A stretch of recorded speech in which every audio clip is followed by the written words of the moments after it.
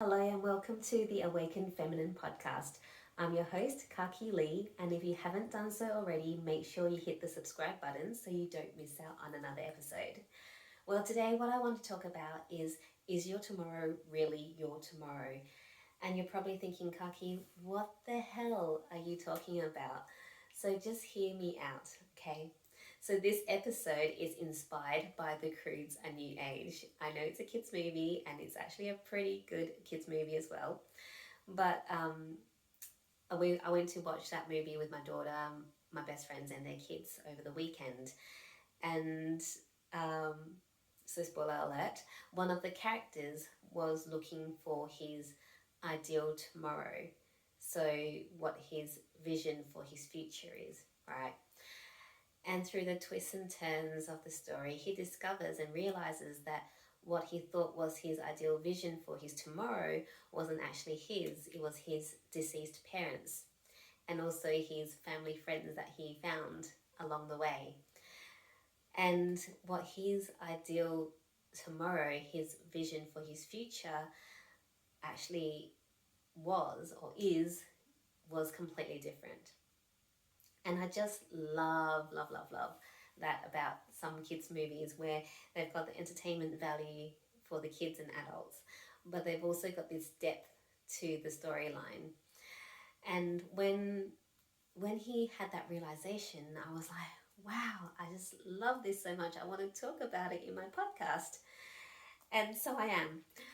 And because that really resonated with me. And I think for a lot of people out there, we tend to not be true to ourselves with how we want to live, what our ideal vision for our future a lot of times has been placed there by parents, by society, by friends, by something that is outside of ourselves and not within ourselves.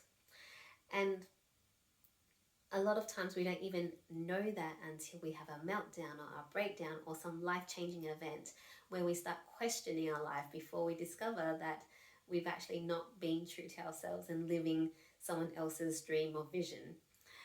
Say, for example, take me for example. From a young age, my parents planted the seed of me being a pharmacist because a pharmacist is a respectable profession, it pays well, and especially if you work in a community pharmacy, it's quite easy to work part-time if you have kids. So, it was planted there and I accepted the seed and allowed it to grow. So it wasn't a good or bad thing, it was just, how my life turned out and exactly what needed to happen.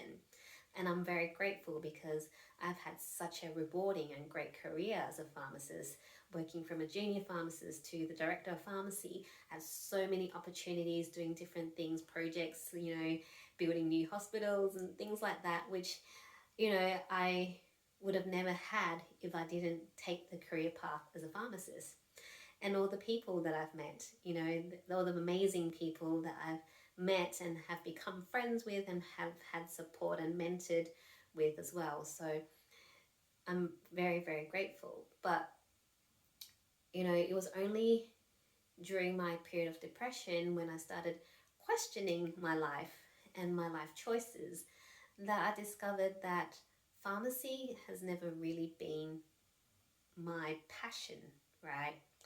And when I looked at my career, what really lit me up, what lights me up, was the coaching, the mentoring, the teaching, the building community, the bringing in like new ways of improving communication between staff members, and bringing new systems, fixing old systems that don't work, just improving things. That was my jam, that was my cup of tea, and that was what I was passionate about.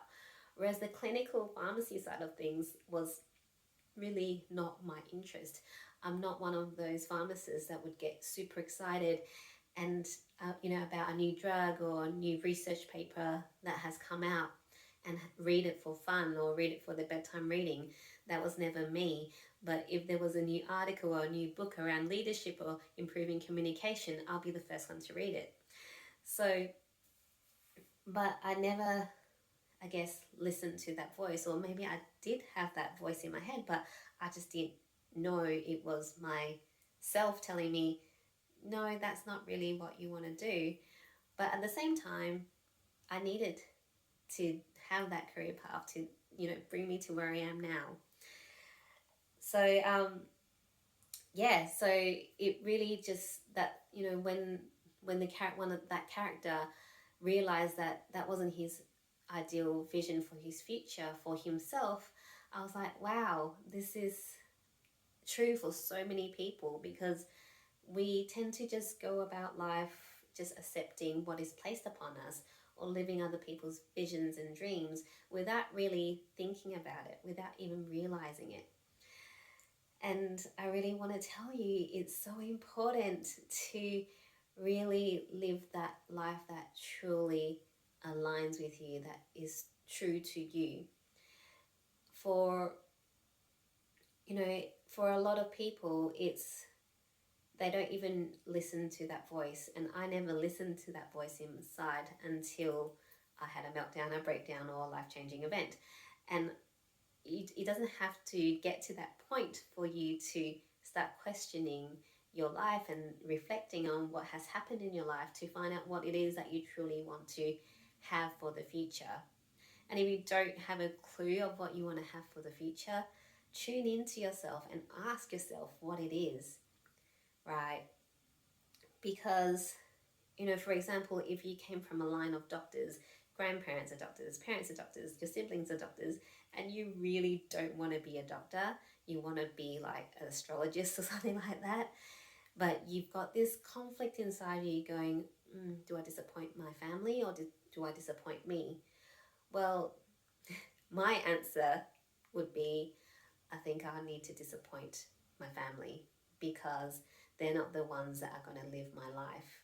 They're not going to be the one feeling miserable doing something that they don't want to do, right? It sounds harsh, or maybe you might think, oh, well, that's very selfish. But I think if you're not selfish, then to a point, then you're not going to be living a fulfilled life, right? And if they're your family, they would want the best for you, what feels good for you and what makes you happy.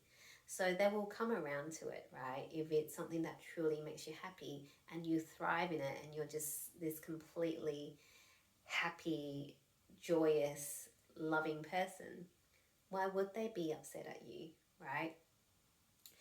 So really what I wanted to share today is, if you are drifting through life with no vision for your future, start now and ask yourself, what is it that I really want to do? Do I still want to be in this job that I've been working in for the last 10 years that makes me really grumpy, working with people that I don't like? Or do I still want to be in this relationship, which I've been in since high school, but it really, I'm there because I'm comfortable, and there's actually no passion, no love, no nothing. I'm just there because it's comfortable and I don't want to move or hurt the other person, right? So really start tuning into what it is that you really want. And if you already have a vision for your future, do a self-check-in as well to make sure that that vision for the future is actually yours and not someone else's. Because so often we get other people put their visions and expectations on us, that it becomes blurred and we just take their expectations or their vision for ours. So really just tune in. And for those of you who are very sure of their ideal vision for the future, and you're also very sure that is exactly what you want, awesome, that's great. But just make sure you keep checking in as well to make sure that it doesn't change or deviate along the way to include other people's visions as well. It's always very important to come back to yourself and ask yourself the question, is what I'm working towards really mine, or have I even got something to work towards? So my tip for those of you who don't know how to tune in to yourself, because it took me a long time to get there as well, because I'm always very logical minded and didn't really listen to my intuition and my inner voice, is really start to connect with your heart.